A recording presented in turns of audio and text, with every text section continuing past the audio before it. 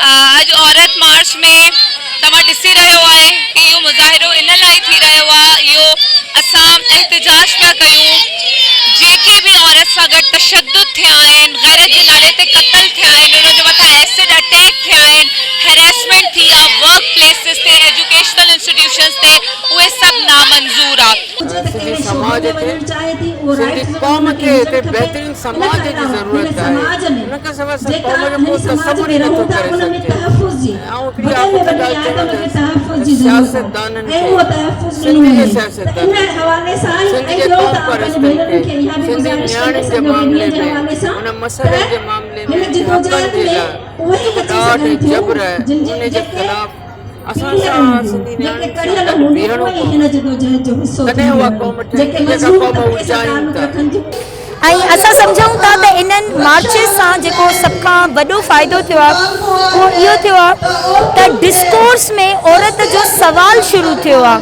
जेको हिकिड़ो नरेटिव आहे, उहो नरेटिव मीडिया हुजे, उहो नरेटिव आम फहम माण्हू हुजे, उन्हनि औरत जे सवाल ते ॻाल्हाइणु शुरू कयो आहे। 2018 खां पहिरियों ज़ुल्म त ओतिरो ई हुयो, तशद्दुद त ओतिरो ई हुयो, पर ईअं डिस्कोर्स पैदा न थींदो हुयो। सो मुंहिंजे ख्याल में त न ज़ुल्म हुजे, बर्बरियत हुजे, औरतुनि सां रेप जो मामिलो हुजे या कारोकारी जो मामिलो हुजे, उहे वाक़ियात अॼु ॾींहं ताईं ओतिरे ई तरीक़े सां थी रहिया आहिनि। तव्हां ॾिसो सिंध में असांखे ख़बर थी पई वञे त हर ॾींहुं 3 औरतूं कारियूं करे मारियूं थियूं वञनि, पर घटि में घटि हाणे पुछाणो थिए थो। इन जो सभ खां वॾो असां वटि जेको सबूत आहे उहो नूर मुक़दम वाक़ियो आहे, जंहिंमें अदालत हुनखे सज़ाए मौत ॾिनी आहे विक्टिम खे। ऐं असां ॾिसूं था त जेके बि आहिनि, जेके रेपिस्ट आहिनि, उहे सिर्फ़ु 2% अकाउंटेबल आहिनि पाकिस्तान में। जे इहा अकाउंटेबिलिटी वधंदी तॾहिं ई असांजा मसइला हल थी सघंदा। असां हिते आयासीं माना मायूं हिते ॻाल्हाइण जे लाइ करे त चवंदा आहिनि त मर्द जो हक़ वधीक आहे, माई जो हक़ घटि आहे। माई जो कंहिंजे करे घटि आहे? माई जो हक़ मर्द जो हिसो हिकु जेतिरो आहे, पर माइन के भाई कोन था माना पोइते करे छॾनि में औरत आज़ाद थी चुकी आहे, जागी चुकी आहे, उनखे शऊर आहे, उनखे आगाही आहे, उहा रोज़गार जो हक़ घुरी रही आहे, उहा तालीम जो हक़ घुरी रही आहे, उहा तहफ़ुज़ जो मुतालबो करे रही आहे।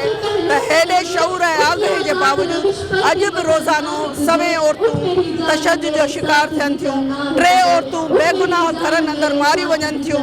त उन जे हवाले सां सॼो समाज अगर जागी पवंदो ऐं गॾिजी जिदोजहद कंदो त असां सिंध जे औरत खे पंहिंजा हक़ ॼाणण में कामयाब थींदासीं। ॾिसो ही जेको ज़ाहिरात जेको ॾींहुं मल्हाइजे थो, उन जे पोयां विजन इहो ई आहे त इंसानी समाज जी बीहक उहा हेतिरे तरक़ी जे बावजूद बि बुनियादी तौर ते नाहमुआर आहे, बेइंसाफ़ी ते ॿधल आहे।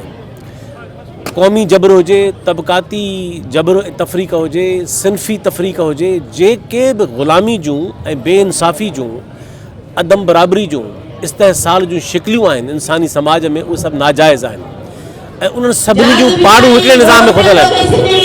इन करे हे पिदरी निज़ाम बि ज़ाहिरा तबक़ाती निज़ाम जी शिकिल आहे। इन करे ही जेके ॾींहुं आहे इहो असांजो ॾींहुं आहे ऐं हे पंधु सभिनी जो पंधु आहे। हमें भी इंसान समझा जाए, हमें भी बराबरी के हक दिए जाएं, हमें भी रोजगार के मौके दिए जाएं, हमें भी इस माशरे का हिस्सा समझा जाए, हम भी इस माशरे का हिस्सा हैं। उन जिदोजहद जी कड़ी आहे जेका कुछ सदियों साल पहिरीं जेके हुयूं, क्लारास नाले हिकिड़ी औरत हुई जंहिं औरतुनि जे हक़नि जे लाइ जेका जिदोजहद कई उन जिदोजहद जो आगाज़ कयो असां उन कड़ीअ जो हिसो आहियूं त असां पंहिंजे समाज में तब्दीली आणे सघूं पंहिंजे औरतुनि खे उहे राइट्स ॾियारे सघूं पंहिंजे नियाणियुनि जे हक़नि जी ॻाल्हि कयूं था ऐं उन्हनि जे राइट्स जी ॻाल्हि कयूं था त उन्हनि खे असां पंहिंजा हक़ ॾियारे सघूं।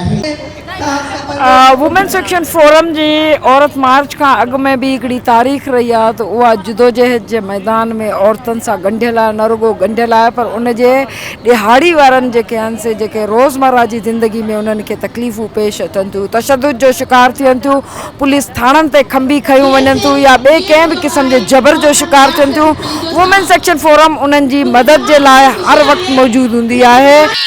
अॼु ही 8 मार्च उन 112 उन तसलसल औरत जी जदोजहद जो उन्हनि खे असां अॼु सुर्ख सलाम पेश करण आहियूं।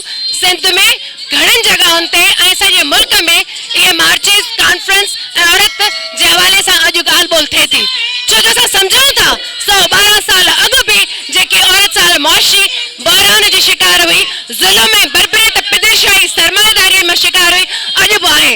असां उन्हनि पंहिंजे अॻवान जदोजहद जिन असां लाइ कई जेके कुझु हक़ असांखे मिलिया आहिनि उन्हनि खे सुख सलाम पेश करण आहियूं ऐं ईंदड़ नस्ल जे लाइ हिकिड़ो अञा असां पंहिंजी जदोजहद करे हुननि लाइ के हक़ हिन सरमाएदारी ऐं पिदिशाई मां वठण जे लाइ पंहिंजो ई मार्च कयूं था। सुख सलाम।